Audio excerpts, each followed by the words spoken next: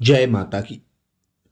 माघ माह का गुप्त नवरात्रि का चौथा दिन मां कुष्मांडा की पूजा आराधना के लिए माना जाता है।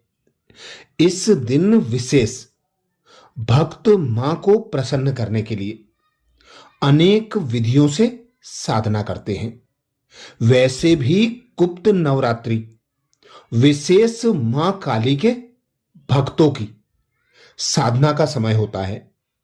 वे अपनी अनेक सिद्धियों को प्राप्त करने के लिए मां भुवनेश्वरी, मां काली, मां चामुंडा को अनेक विधियों से प्रसन्न करते हैं और सिद्धियों को प्राप्त करते हैं। वैसे भी माघ माह हिंदू धर्म का पवित्र माह माना जाता है। इस महीने में स्नान, दान, व्रत और तप करने का विधान है। माघ महीने में किए गए पूजा पाठ और दान पुण्य से मनोकामनाएं पूर्ण होती हैं। माघ महीने से हम विशेष प्राप्तियां कर सकते हैं। माघ महीने में पवित्र नदियों में स्नान करने का विशेष महत्व माना गया है। इसी माह में सूर्य पूजा का भी विशेष विधान है। इस महीने में श्री हरि विष्णु और मां लक्ष्मी की पूजा की जाती है। माघ महीने में तुलसी के पौधे की पूजा करने से विशेष इच्छा मनोकामनाएं पूर्ण होती हैं। इसी महीने में भगवान कृष्ण की पूजा भी की जाती है। माघ महीने में तिल और गुड़ का सेवन करना फायदेमंद होता है। इस महीने में संगम पर कल्पवास किया जाता है। माघ महीने में माघी पूर्णिमा और माघी अमावस्या के दिन स्नान का विशेष महत्व है। इस महीने में संकट चौथ और अचला सप्तमी जैसे व्रत रखे जाते हैं। इस महीने में विशेष हर तरह के व्यसनों से बचना चाहिए। सात्विक भोजन करना चाहिए। यह माह पुण्य कमाने का और साधना करने का माह होता है। इस माह में झूठ बोलना, कटु वचन, ईर्षा, मोह, लोभ, कुसंग आदि का त्याग कर देना चाहिए और एक माता भुवनेश्वरी, एक माता काली, एक माता चामुंडा, ऐसे अनेक स्वरूपों में एक दुर्गा माता के स्वरूपों को प्रसन्न करने के लिए विशेष गुप्त नवरात्रि पर्व मनाया जाता है। चौथे दिन मां कुष्मांडा जो विशेष मानी जाती है। मां दुर्गा का चौथा रूप कुष्मांडा है। अपनी मंद हल्की हंसी द्वारा अंड अर्थात ब्रह्मांड को उत्पन्न करने के कारण इन्हें कुष्मांडा देवी के नाम से जाना जाता है। जब सृष्टि का अस्तित्व नहीं था, चारों ओर अंधकार ही अंधकार व्याप्त था, तब इन्हीं देवी ने अपने इसत हास्य से ब्रह्मांड की रचना की थी। अतः यही सृष्टि की आदि स्वरूपा, आदि शक्ति हैं। इनके पूर्व ब्रह्मांड का अस्तित्व था ही नहीं। इनका निवास सूर्य मंडल के भीतर के लोक में है। सूर्य लोक में निवास कर सकने की क्षमता और शक्ति केवल इन्हीं के पास थी। इनके शरीर का कांतिमय और प्रभा सूर्य के समान देदीप्यमान है। इनके तेज की तुलना इन्हीं से की जा सकती है। अन्य कोई भी देवी देवता इनके तेज और प्रभाव की समता नहीं कर सकता। इन्हीं के तेज और प्रकाश से दसों दिशाएं प्रकाशित होती हैं। ब्रह्मांड की सभी वस्तुओं और प्राणियों में अवस्थी तेज इन्हीं की छाया है। इनकी 8 भुजाएं होती हैं, अतः ये अष्टभुजा देवी के नाम से भी विख्यात हैं। इनके 7 हाथों में क्रमशः कमंडल, धनुष, बाण, कमल पुष्प, अमृत पूर्ण कलश, चक्र तथा गदा है। 8वें हाथ में सभी सिद्धियों और निधियों को देने वाली जपमाला है। इनका वाहन सिंह है। संस्कृत भाषा में कुष्मांड कुम्हंडे को कहते हैं। बलियों में कुम्हाड़े की बलि इन्हें सर्वाधिक प्रिय है। इस कारण से भी ये कुष्मांडा कही जाती हैं। नवरात्र पूजन के चौथे दिन कुष्मांडा देवी के रूप की ही उपासना की जाती है। इस दिन साधक का मन अनाहत चक्र में अवस्थित होता है, अतः इस दिन उसे अत्यंत पवित्र और अचल मन से कुष्मांडा देवी के स्वरूप को ध्यान में रखकर पूजा उपासना के कार्य में लगना चाहिए। मां कुष्मांडा की उपासना से भक्तों के समस्त रोग शोक विनष्ट हो जाते हैं। इनकी भक्ति से आयु, यश, बल और आरोग्य की वृद्धि होती है।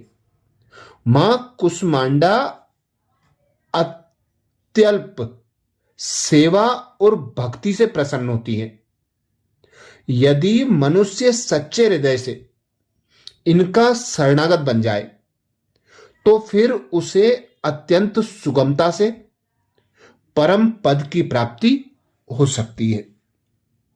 हमें चाहिए कि हम शास्त्रों पुराणों में वर्णित विधि विधान के अनुसार मां दुर्गा की उपासना और भक्ति के मार्ग पर अग्रसर होते रहें।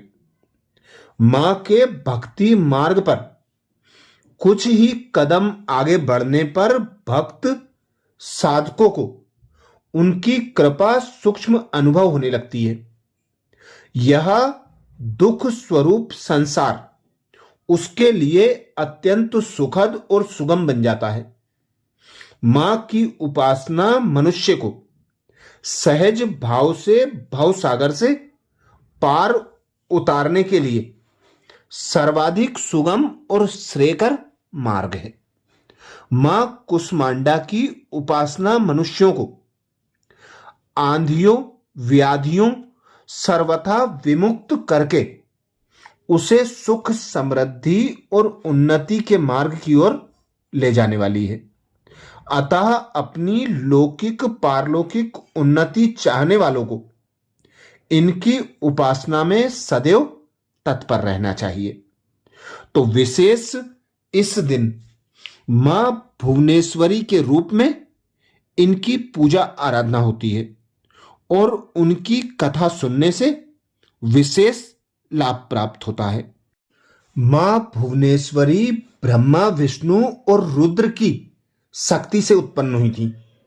मां भुवनेश्वरी को शक्तिवाद में 10 महाविधाओं में चौथा स्थान प्राप्त है। मां भुवनेश्वरी की पूजा गुप्त नवरात्रि के चौथे दिन विशेष की जाती है। मां भुवनेश्वरी की कथा के अनुसार एक बार ब्रह्मा, विष्णु और रुद्र जगत की रचना कर रहे थे। तभी एक उड़ता हुआ रथ उनसे गुजरा। रथ में बैठने के बाद रथ मन की गति से उड़ने लगा और उन्हें एक रत्नों के द्वीप पर ले गया। द्वीप पर पहुंचने के बाद त्रिदेव स्त्री रूप में बदल गए। त्रिदेव ने वहां कई ब्रह्मांड देखे। त्रिदेव ने देखा कि कुछ ब्रह्मांड ब्रह्मा बना रहे हैं, कुछ विष्णु पाल रहे हैं और कुछ रुद्र संहारित कर रहे हैं। त्रयंबक अर्थात ब्रह्मा की इच्छा शक्ति से मां भुवनेश्वरी का जन्म हुआ। मां भुवनेश्वरी ने त्रयंबक के 3 स्वरूप बनाए, ब्रह्मा, विष्णु और रुद्र। मां भुवनेश्वरी ने अपनी शक्तियां त्रिदेवों को उपहार में दी। एक और कथा के अनुसार एक बार मधुकेटव नामक महादैत्यों ने पूरी पृथ्वी पर हाहाकार मचा रखा था। तब सभी देव मिलकर भगवान विष्णु के पास गए और उनको अपनी निंद्रा का त्याग करने के लिए प्रार्थना करने लगे ताकि वे जल्दी उठकर मधुकेटव को मारकर उनकी रक्षा करें। भगवान विष्णु ने निंद्रा का त्याग किया तथा जागृत हुए और उन्होंने 5000 वर्षों तक मधुकेटव नामक दैत्यों से युद्ध किया। बहुत अधिक समय तक युद्ध करते हुए भगवान विष्णु थक गए और वे अकेले ही युद्ध कर रहे थे। अंत में उन्होंने अपने अंतःकरण की शक्ति योग माया आधा शक्ति से सहायता के लिए प्रार्थना की।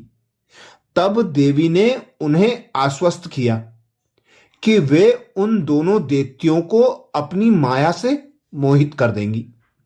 योग माया आधा शक्ति की माया से मोहित होकर दैत्य भाई भगवान विष्णु से कहने लगे कि हमारा वध ऐसे स्थान पर करो जहां ना ही जल हो और ना ही थल हो। भगवान विष्णु ने दोनों दैत्यों को अपनी जंघा पर रखकर अपने चक्र से उनके मस्तक को देह से अलग कर दिया। इस प्रकार उन्होंने मधुकेटव का वध किया, परंतु वे केवल निमित्त मात्र ही थे।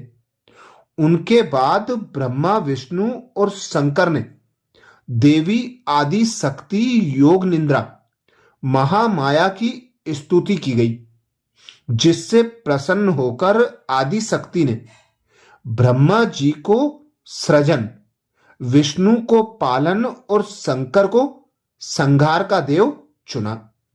ब्रह्मा जी ने देवी आदि शक्ति से प्रश्न किया कि अभी चारों ओर केवल जल ही जल फैला हुआ है, पंच तत्व गुण तन मात्राएं और इंद्रियां कुछ भी व्याप्त नहीं है, तथापि तीनों देव शक्तिहीन है।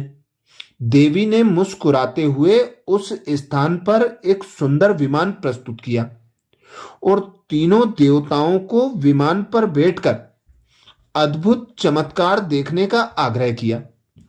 तीनों देवों ने विमान पर आसीन होने के पश्चात वह देवी विमान आकाश में उड़ने लगा और उड़कर ऐसे स्थान पर पहुंचा जहां जल नहीं था। यह विमान वायु की गति से चलने लगा और एक सागर के तट पर पहुंचा। वहां का दृश्य अत्यंत मनोहर था और अनेक प्रकार के पुष्प वाटिकाओं से सुसज्जित था। तभी वहां देवों ने एक पलंग पर एक दिव्यांगना को बैठे हुए देखा। देवी ने रक्त पुष्पों की माला और रक्तांबर धारण कर रखी थी। वर पास अंकुश और अभय मुद्रा धारण किए हुए देवी भुवनेश्वरी त्रिदेवों को सन्मुख दृष्टिगोचर हुई, जो सहस्त्र उदित सूर्य के प्रकाश के समान कांतिमय थी। ये सब देखने के बाद भगवान विष्णु ने अपने अनुभव से शंकर तथा ब्रह्मा जी से कहा कि ये साक्षात देवी जगदम्बा महामाया है और इसके साथ ही यह देवी हम तीनों और संपूर्ण चराचर जगत की कारण रूपा है। तीनों देव भगवती भुवनेश्वरी की स्तुति करने के निमित्त उनके चरणों के निकट गए। तीनों देवों ने देवी के चरण कमल के नख में संपूर्ण जगत देखा। ये सब देखने के बाद त्रिदेव यह समझ गए कि देवी संपूर्ण ब्रह्मांड की जननी है। अच्छा, जय माता की।